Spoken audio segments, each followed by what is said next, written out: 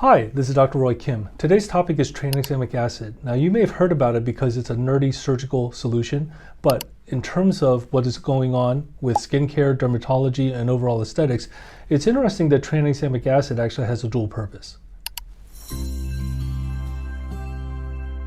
In the swinging 60s, Japanese researchers actually did some research on tranexamic acid, and what they found is that it actually slowed down bleeding. Their original research was actually stop hemorrhage. So what they discovered is that tranexamic acid works in what we call the coagulation cascade. So what they did was that they discovered that lysine could be tweaked into EACA, and then they created tranexamic acid, which is 27 times stronger than the original EACA.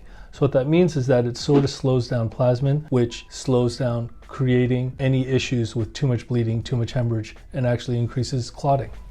So why is this important? Well, it stops plasminogen from turning into plasmin. Now, bear with me. In surgery, we sometimes do want to control bleeding. Of course, we want to not cause bleeding, but if there is some bleeding, we want to do things that are safe, that can reduce it. The cool thing with tranexamic acid is that it's been around for a long time. There are lots of safety issues with maybe other medications, and tranexamic acid has what we call a very safe profile. We can give it to you IV before your surgery starts or during your surgery. We can actually topically place it on a wound or an area that I'm doing surgery so that it actually slows down and stops bleeding as well. So it's not magic, it's not going to automatically stop it, but there's no question that in multiple plastic surgery studies, it does slow things down. It actually seems to reduce bruising and swelling. Specifically to plastic surgery, it definitely seems to improve liposuction, lower eyelid, face surgery, and other things where we may even have great healing. We're not that concerned about bleeding, but if we can help reduce bruising and swelling and help you recover a little faster, those are all pluses in my opinion. Remember that tranexamic acid is mainly used for bleeding. However, off-label, it definitely has a very, very strong indication for melasma and hyperpigmentation. So melasma is a skin condition where you have abnormal pigmentation. It looks a little too dark. Typically, it occurs with hormonal changes in women during pregnancy, and unfortunately, they may develop something known as a butterfly rash, where they have rash on both cheeks.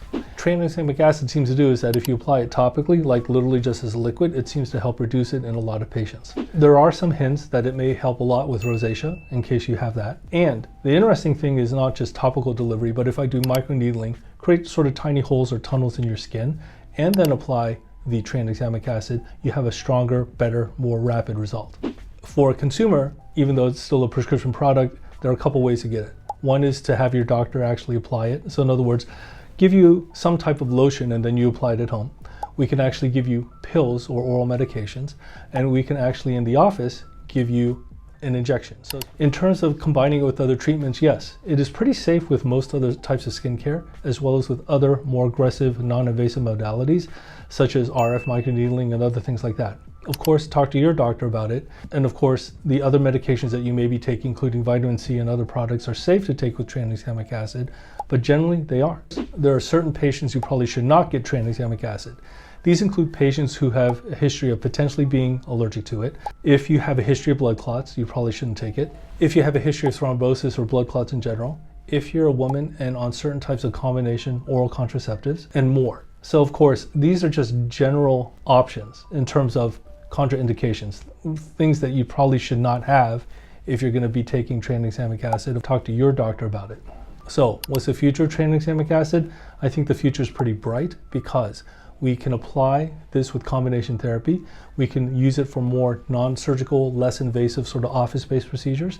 And who knows what other magical abilities tranexamic acid may have.